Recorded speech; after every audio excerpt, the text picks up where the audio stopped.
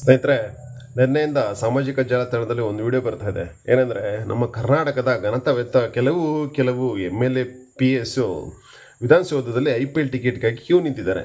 ಎಷ್ಟು ಅಸಹ್ಯ ಅನಿಸ್ತಾ ಇದೆ ಸ್ನೇಹಿತರೆ. ಒಬ್ಬ ಕನ್ನಡಿಗನಾಗಿ ನಾವು ಇಂಥವ್ರಿಗೆ ವೋಟ್ ಮಾಡೋದು ಅಂತ ಅನಿಸ್ತಾ ಇದೆ. ಯಾಕಂದರೆ ನಾವು ವೋಟ್ ಮಾಡಿದಾಗ ಮನೆ ಬಾಗಿಲಿಗೆ ಬರ್ತಾರೆ ವೋಟ್ ಕೇಳೋಕ್ಕೆ.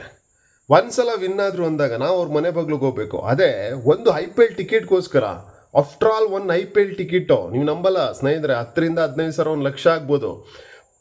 ಕೆಲವು ಈ MLAಸ್ದು ಆಸ್ತಿಗಳನ್ನ ನೀವೇನು ನಮ್ಮ ಎಲೆಕ್ಷನ್ ಟೈಮಲ್ಲಿ ಅವರು ಅಫಿಡವಿಟ್ ಹಾಕಿರ್ತಾರೆ ಗೊತ್ತಾ, ಮಿನಿಮಮ್ 50 ಕೋಟಿ ಮೇಲೆ ಇದೆ. ಒಬ್ಬೊಬ್ಬರ ಆಸ್ತಿ ಮಿನಿಮಮ್ 50 ಕೋಟಿ ಮೇಲೆ ಇದೆ. ಅದರಲ್ಲಿ ಕೆಲವರು ಈ IPL ಟಿಕೆಟ್ನ ಫ್ರೀಯಾಗಿ ಕೇಳ್ತಿದ್ದಾರಲ್ಲ, ಅವ್ರ ಆಸ್ತಿಯಲ್ಲಿ ಸಾವಿರಾರು ಕೋಟಿ ಇದೆ. ಆದರೆ ಅವರ ಯೋಗ್ಯತೆಗೆ ಒಂದು IPL ಟಿಕೆಟ್ ಬೇಡ, 3 IPL ಟಿಕೆಟ್ ತೊಗೊಳ್ಳೋ ಶಕ್ತಿ ಇಲ್ಲ ಅಂದರೆ ನಾನು ನಂಬಲ್ಲ, ನೀವು ನಂಬಲ್ಲ, ಈ ಜಗತ್ತಲ್ಲಿ ಯಾವ ಒಬ್ಬ ಅವಿದ್ಯಾವಂತರು ನಂಬಲ್ಲ. ಆದರೆ ಏನನ್ನಿಸ್ತಾ ಇದೆ ಅಂದರೆ, ಈ MLA PS ಕೆಲವು MLA PS ಸ್ಪೆಸಿಫಿಕ್ ಆಗಿ ಹೇಳ್ತಾ ಇದ್ದೀನಿ, ಕೆಲವು MLA PS ಯಾರು ಹೋಗಲ್ಲಿ ಕ್ಯೂ ಅಲ್ಲಿ ನಿಂತಿದ್ದೀರಲ್ಲ, ನೀವು ಯಾವತ್ತಾದರೂ ನಿಮ್ಮ ಕಚೇರಿಗಳಿಗೆ ಸಾರ್ವಜನಿಕರು ಬಂದಾಗ ಅವರ ಕೆಲಸಗಳನ್ನ ಮಾಡ್ಕೊಳ್ಳೋಕ್ಕೆ ನೀವು ಈ ಥರ ಕ್ಯೂ ಅನ್ನು ನಿಲ್ಲಿಸ್ತಲೇ ಯಾವತ್ತಾದರೂ ಒಂದು ದಿವಸ ಮಾಡಿದ್ದೀರಾ? ಮಾಡಿಲ್ಲ. ಎಷ್ಟು ಅಸಹ್ಯ ಅಂದರೆ ಕರ್ನಾಟಕದಲ್ಲಿ ಸ್ನೇಹಿತರೆ, ಇದು ಕರ್ನಾಟಕ ಅಲ್ಲ, ಈ ಭಾರತದ ಯಾವ ರಾಜ್ಯದಲ್ಲಿ ಈ ಥರ ಆಗ್ತಾ ಇಲ್ಲ, ಕರ್ನಾಟಕದಲ್ಲಿ ಮಾತ್ರ ಆಗ್ತಾ ಇದೆ. ಅಸಹ್ಯ ಅನಿಸುತ್ತೆ, ಹೇಸಿಗೆ ಅನಿಸುತ್ತೆ. ಯಾಕಂದರೆ ನಾವು ಇಂಥವ್ರನ್ನ ಎಲೆಕ್ಟ್ ಮಾಡಿ ತಗೊಂಡೋಗಿ ನಮ್ಮ ಕೆಂಪೇಗೌಡರು ಕಟ್ಟಿದಂತಹ ತಗೊಂಡೋಗಲ್ಲಿ ವಿಧಾನಸೌಧದಲ್ಲಿ ಕೂರಿಸಿದ್ದೀವಿ ಅನಿಸುತ್ತೆ. ಅಲ್ಲ ರೀ, ನಿಮ್ಮ ಯೋಗ್ಯತೆಗಳಿಗೆ, ನಿಮ್ಮ ಇನ್ಕಮ್ಸ್ಗೆ ನಿಮಗೆ ಗೊತ್ತಿಲ್ಲ ಸ್ನೇಹಿತರೆ. ಒಬ್ಬ MLAಗೆ ಪ್ರತಿ ತಿಂಗಳು, ಮೊನ್ನೆ ಕೂಡ ಮಾರ್ಚಲ್ಲಿ ರಿವೈಸ್ ಮಾಡಿದ್ದಾರೆ ಸ್ಯಾಲ್ರಿ, ನಿಯರ್ ಬೈ 80,000. ಅಲೋಯನ್ಸ್ ಎಲ್ಲ ಸೇರಿ ಅವ್ರಿಗೆ 2 ಲಕ್ಷ ಬರುತ್ತೆ ಸಂಬಳ. ಎಷ್ಟು ಹೇಳಿ? 2 ಲಕ್ಷ ಬರುತ್ತೆ. 2 ಲಕ್ಷದಲ್ಲಿ ನಿಮಗೆ ನಿಮ್ಮ ಮನೆಯವ್ರಿಗೆ ಆಗುವಂಥ 3 ಟಿಕೆಟ್ ತೊಗೊಳಕ್ಕಾಗಲ್ವಾ?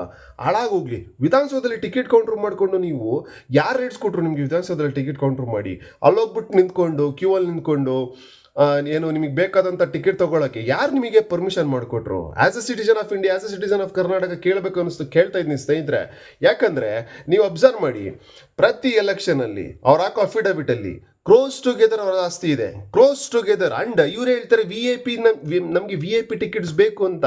ರೀ ನೋಡಿ, ಸಾರ್ವಜನಿಕರು ಹೋಗಿ ದುಡ್ಡು ಕೊಟ್ಟು ಟಿಕೆಟ್ ತೊಗೊಂಡೋಗಿ ನೋಡ್ತೀರಾ. ಇದೇ ಸಾರ್ವಜನಿಕರು ಮಾಡಿರೋ ತಪ್ಪಿಂದನೇ ನಾವು ಇವತ್ತು ಹೇಳ್ತಾ ಇರೋದು ಸ್ನೇಹಿತರೆ. ನೀವು ಕರೆಕ್ಟಾಗಿ ನೋಡಿರೋ ವ್ಯಕ್ತಿಗಳನ್ನ ಎಲೆಕ್ಟ್ ಮಾಡಿದಿದ್ರೆ, ಕರೆಕ್ಟಾಗಿ ಕೆಲಸ ಮಾಡೋಂಥ ವ್ಯಕ್ತಿಗಳನ್ನ ಎಲೆಕ್ಟ್ ಮಾಡಿದಿದ್ರೆ ಇವತ್ತು ಈ ಸ್ಥಿತಿಗೆ ಬರ್ತಾ ಇರಲಿಲ್ಲ ನಮ್ಮ ಕರ್ನಾಟಕದ ಅಸೆಂಬ್ಲಿ. ಯಾಕಂದರೆ ಹೇಸಿಗೆ ಅನಿಸುತ್ತೆ.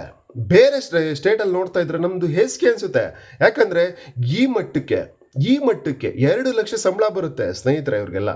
2 ಲಕ್ಷ ಸಂಬಳದಲ್ಲಿ ನಿಮ್ಮ ಕರಿಟಸಿಗೆ, ನಿಮ್ಮ ಯೋಗ್ಯತೆಗೆ ಒಂದು 3 ಟಿಕೆಟ್ ತೊಗೊಳಕ್ಕಾಗ್ತಾ ಇಲ್ಲ ಅಂದರೆ, ತಿರ್ಗಾ ಹೇಳ್ತೀನಿ, ಕೆಲವು MLAಗಳು ಯಾರು ಇದನ್ನು ಡಿಮ್ಯಾಂಡ್ ಮಾಡಿದ್ರು, ಯಾರೋ ಕ್ಯೂವಲ್ಲಿ ನಿಂತಿದ್ರ, ಕೆಲವು MLAಸ್ಗಳು ಇದಕ್ಕೆ ರಿಯಾಕ್ಟ್ ಕೂಡ ಮಾಡ್ತಾ ಇಲ್ಲ. ಯಾಕೆ ಗೊತ್ತಾ? ಅಲ್ಲೆಲ್ಲೋ ಗ್ಯಾಸ್ ಸಿಲಿಂಡರ್ಗೋಸ್ಕರ ಜನ ಸಾಯ್ತಾ ಇದ್ದಾರೆ, ಅದ್ರ ಬಗ್ಗೆ ಯಾರೂ ಮಾತಾಡ್ತಾ ಇಲ್ಲ. ನಿಮ್ಮದು ಎಲೆಕ್ಷನ್ಗಳು ನೋಡ್ಕೊತಾ ಇದ್ರೆ ನಿಮ್ದು ಹೋಗ್ಬಿಟ್ಟು ಟಿಕೆಟ್ಗಳು ತೊಗೊತಾ ಇದ್ರೆ IPL ಟಿಕೆಟ್ ಆಯಿತು. ಕ್ರಿಕೆಟ್ ನೋಡಬೇಕು ಇಷ್ಟ ಇದ್ದರೆ ನಿಮ್ಮ ಕಾಸು ಕೊಟ್ಟು ತೊಗೊಬೇಕು, ಅದನ್ನು ನೀವು ಫ್ರೀಯಾಗಿ ತೊಗೊಳ್ಳೋದು ಅಲ್ಲ ರೀ. ವಿಧಾನಸೌಧದಲ್ಲಿ ಟಿಕೆಟ್ ಕೌಂಟ್ರ್ಗಳು ಮಾಡ್ತಾ ಇದ್ದೀರ ಅಂದರೆ ಎಷ್ಟು ಅಸಹ್ಯ ಅನಿಸುತ್ತೆ ಸ್ನೇಹಿತರೆ. ಒಬ್ಬ ಸಾರ್ವಜನಿಕರಿಗೆ ನೋಡ್ತಾ ಇರೋ ತುಂಬ ಬೇಜಾರಾಗುತ್ತೆ. ಬೇರೆ ಕಡೆ ಎಲ್ಲ ನೋಡೋದು ಯಾಕೆ, ಬೇರೆ ರಾಜ್ಯನ ನಾವು ಯಾವಾಗಲೂ ಎಕ್ಸಾಂಪಲ್ ತೊಗೊಂಡು ಈ ವಿಚಾರದಲ್ಲಿ ಯಾಕೆ ನಾವು ಎಕ್ಸಾಂಪಲ್ ತೊಗೊಳಕ್ಕಾಗ್ತಾ ಇಲ್ಲ? ಬೇರೆ ರಾಜ್ಯದ್ದು ಡೆವಲಪ್ಮೆಂಟ್ನ ಎಕ್ಸಾಂಪಲ್ ತೊಗೊತೀವಿ, ಆದರೆ ಬೇರೆ ರಾಜ್ಯದಲ್ಲಿ ಈ ಥರ ಯಾರು ಡಿಮ್ಯಾಂಡ್ಸ್ ಮಾಡ್ತಾ ಇಲ್ಲ. ಅವ್ರಿಗೆ ಬೇಕು ಹೋಗಿ ನೋಡ್ತಾರೆ, ಇಲ್ವಾ ಬಾಯಿ ಮುಚ್ಕೊಂಡು ಮನೇಲಿ ಇರ್ತಾರೆ ಡಿಮ್ಯಾಂಡ್ ಮಾಡೋದು VIP. ಅದನ್ನು ಅಸೆಂಬ್ಲಿಯಲ್ಲಿ ಚರ್ಚೆ ಮಾಡ್ತಾರೆ. ಒಬ್ಬ ಮನುಷ್ಯ, ಒಬ್ಬ MLA, ಘನತಾವೆತ್ತ MLA ಅಸೆಂಬ್ಲಿಯಲ್ಲಿ ರಿಕ್ವೆಸ್ಟ್ ಮಾಡಿ ಅದು ನಮಗೆ ಟಿಕೆಟ್ ಬೇಕು. ಅಲ್ಲ ರೀ, ನಿಮಗೆ ಕೊಡೋ ಅಲೋಯನ್ಸ್ ಕೊಡುತ್ತಲ್ಲ ನಮ್ಮ ಗೌರ್ಮೆಂಟು, ಅಲೋಯನ್ಸಲ್ಲಿ ಒಂದು ಟಿಕೆಟ್ ಬುಕ್ ಮಾಡೋಕ್ಕಾಗಲ್ವಾ? ನಾವು ನಿಮ್ಮನ್ನು ಕಳಿಸಿರೋದು ಏನಕ್ಕೆ ಮಾನ್ಯ MLAಗಳೇ? ಏನಕ್ಕೆ ಕಳಿಸಿದ್ದೀವಿ ನಾವು? ನಮ್ಮ ಆಗು ಹೋಗುಗಳನ್ನು ಕಲಿಬೇಕು, ಆಗು ಹೋಗುಗಳನ್ನ ಮಾತಾಡಬೇಕು, ಅದ್ರ ಬಗ್ಗೆ ಏನಾದರೂ ತರಬೇಕು, ಫಂಡ್ಸ್ ತಂದು ಇಂಪ್ರೂವ್ಮೆಂಟ್ ಮಾಡಬೇಕು ಅಂತ. ಸ್ನೇಹಿತರೆ, ನಾನೇನು ಹೇಳ್ತಾ ಇದ್ದೀನಿ ಅಂದರೆ, ನಾವು ಚೇಂಜ್ ಆಗೋವರೆಗೂ ಇದು ಯಾವುದೂ ಚೇಂಜ್ ಆಗಲ್ಲ ಸ್ನೇಹಿತರೆ. ದಯಮಾಡಿ ಇಷ್ಟ ಆದರೆ ಶೇರ್ ಮಾಡಿ, ಲೈಕ್ ಮಾಡಿ. ಜೈ ಹಿಂದ್, ಜೈ ಕರ್ನಾಟಕ, ಜೈ ಕನ್ನಡಿಗ.